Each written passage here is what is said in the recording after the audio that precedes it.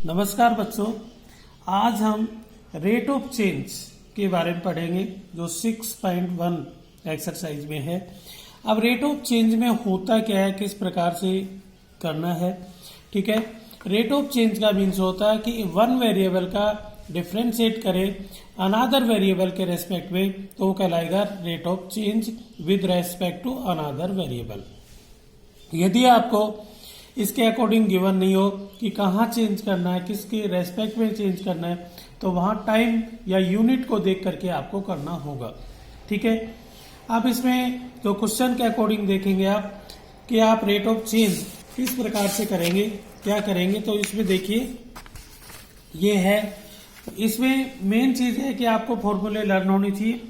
अब फॉर्मूले भी जो मेंसुरेशन के हैं 10th चैप्टर जो क्लास के हैं वो आपको आनी चाहिए। अब 10th क्लास में क्या क्या थे, जैसे 2D के अकॉर्डिंग देखते हैं तो सर्किल है, फिर स्क्वायर है और रेक्टेंगल है। इनके आपको एरिया आना चाहिए, पेरीमीटर आना चाहिए, सरकमफ्रेंस सर्किल का और डायमीटर आना चाहिए। अब जैसे मैं एक एक का बारे में बोलूं, जैसे स्क्वायर है, स्क्वायर का एरिया क्या होता है तो आपको पता है साइड स्क्वायर होगा। यदि उसका पेरीमीटर निकालें तो 4 इंटू साइड होगा। ऐसे ही रेक्टेंगल ले, रेक्टेंगल का एरिया क्या होगा तो आप लिखेंगे लेंथ इंटू ब्रेथ हो गया।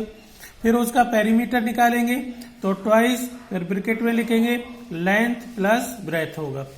फिर सर्किल आता है, सर्किल में यदि अपन ले तो सर्किल का एरिया जो होता है वो पाई आर स्क्वायर होता है, उसका जो रेडियस है वो आर होती है, डायमीटर है वो 2r होती है और उसका सरकमफ्रेंस होता है वो 2 पाई आर होती है। जो आपको मैं एक रिपीट कर रहा हूं जो आपके कहाँ था 10th क्लास में था, इसमें लिखने की मेरे को लग नहीं रहा कि आपको लिख करके समझाओ। ठीक है, अब नेक्स्ट है कि 3D के अकॉर्डिंग देखिए, 3D में पहला आता है क्यूबॉइड, दूसरा आता है क्यूब, तीसरा आता है सिलेंडर, चौथा आता है कोन और पांचवा स्फीयर है। ये 5 आपको टॉपिक समझने हैं। अब क्यूबॉइड का यदि आपको टोटल सरफेस एरिया लेना है तो क्यूबॉइड का टोटल सरफेस एरिया क्या होता है उसके बारे में आपको नॉलेज होना चाहिए। तो उसका टोटल सरफेस होता है 2, फिर big bracket length into breadth plus breadth into height plus height into length, big bracket close. ये है टोटल सरफेस एरिया। फिर उसका वॉल्यूम फाइंड करेंगे। वॉल्यूम क्या होता है, length into breadth into height, तो वो उसकी वॉल्यूम हो जाएगा। ठीक है, ये क्यूबॉइड में बस 2 चीज ध्यान रखनी है, और ये नहीं कि डायगोनल निकालने लगे अपन एक सरफेस का है, वो चीज बाद में बात करेंगे अपन। जो इस टॉपिक के रिलेटेड है उसकी अपन बात कर रहे हैं। फिर इसके बाद में आता है क्यूब आता है। क्यूब का टोटल सरफेस एरिया क्या होता है तो होता है 6 इंटू साइड स्क्वायर, वो टोटल सरफेस एरिया आ जाएगा। वॉल्यूम ऑफ क्यूब क्या होता है, साइड क्यूब, वो आपका क्या जाएगा वॉल्यूम होगा। ये क्यूब में आपको ध्यान रखना है। फिर इसके बाद में आता है सिलेंडर आता है। सिलेंडर का टोटल सरफेस एरिया जो होता है वो होता है 2 पाई आर। ठीक है, सिलेंडर में टोटल सरफेस एरिया TSA होता है 2 pi r into r plus h. इसमें 2 पार्ट, सिलेंडर इस प्रकार से बना होता है। ठीक है, ये ऐसे, इसमें 2 सर्कुलर पार्ट होते हैं, एक एक आउटर सरफेस एरिया होता है। तो सर्कुलर पार्ट का एक जो पार्ट है उसका होता है पाई आर स्क्वायर, इसका भी पाई आर स्क्वायर, इसका क्या हो जाएगा 2 पाई आर एच हो जाएगा इसका, तो 2 पाई आर एच और pi r square and pi r square, इन सब का सम करेंगे तो ये टर्म आएगी। इसका वॉल्यूम क्या होता है तो वॉल्यूम ऑफ सिलेंडर होता है पाई आर स्क्वायर एच होता है। तो volume of cylinder pi r square h होता है। अब इसके बाद में आता है कोन। कोन में इसकी शेप कैसी होती है, कोन की इस प्रकार से होती है। कोन की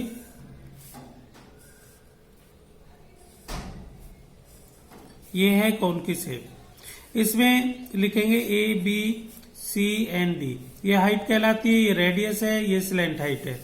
अब इसमें टोटल सरफेस एरिया जो है, total surface area of cone equals to क्या होता है pi r into r plus l होता है। इसका वॉल्यूम है वो होता है 1/3 पाई आर स्क्वायर एच। जो वॉल्यूम ऑफ सिलेंडर है उसका 1/3 होता है वॉल्यूम ऑफ कोन होता है। तो 1/3 पाई आर स्क्वायर एच। इसका कट सरफेस एरिया भी आपको पता होना चाहिए, CSA होता है पाई आर एल। ठीक है।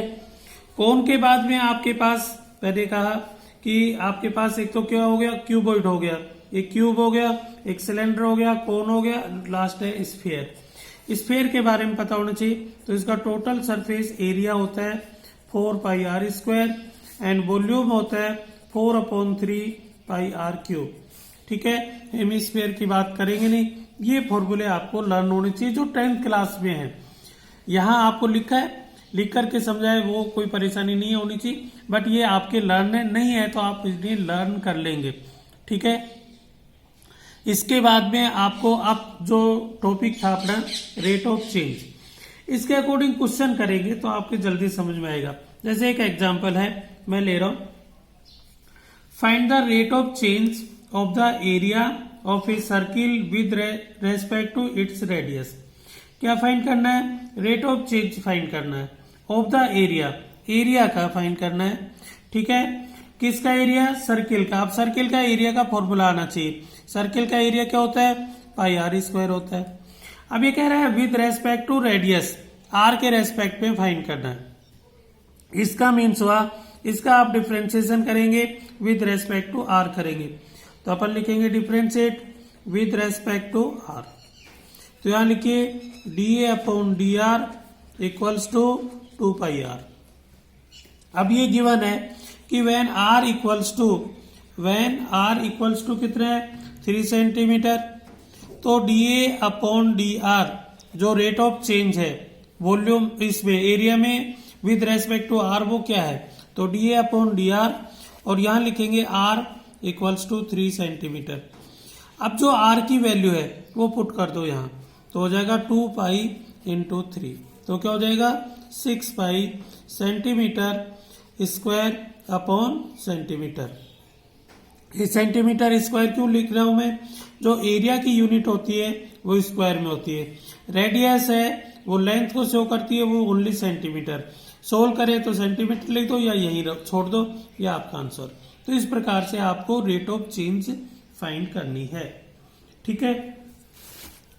एक और एग्जांपल है, the radius of a circle is increasing uniformly at the rate of 3 centimetre per second. ये कह रहा है कि जो सर्किल है उसकी रेडियस इंक्रीज हो रही है, यूनिफॉर्मली हो रही है, और इसकी रेट है 3 centimetre per second. Second means time के रेस्पेक्ट में वो चेंज हो रही है। मीन्स आपके पास गिवन क्या है? गिवन है dr/dt equals to 3 centimetre per second. Find क्या करना है? Find the rate at which r area of circle is increase when the radius is 10 centimetre. Means area में जो इंक्रीज हो रहा है वो फाइंड करना है, और कब फाइंड करना है? जब रेडियस 10 सेंटीमीटर है। तो आपको dA/dt फाइंड करना है, क्वेश्चन मार्क है, और when r equals to 10 centimetre है तब फाइंड करेंगे। तो इसके लिए क्या करना आपको? आप लिखेंगे बिकॉज a इक्वल्स टू क्या होता है? अब सर्किल का एरिया क्या होता है? पाई आर स्क्वायर होता है। अब आप इसका डिफ्रेंशिएट करेंगे t के रेस्पेक्ट में, तो dA/dt इक्वल्स टू हो जाएगा 2 पाई r इंटू आर का dr/dt। अब वैल्यू पुट कर दो, तो dA/dt equals to 2 pi r की वैल्यू 10 इंटू dr/dt ऊपर गिवन है 3, तो कितना हो जाएगा 60 पाई, और यूनिट होगी सेंटीमीटर स्क्वायर पर सेकेंड, या सेकेंड में टाइम। ठीक है, ये आंसर। इस प्रकार से आपको फाइंड करना है। Okay, thank you very much.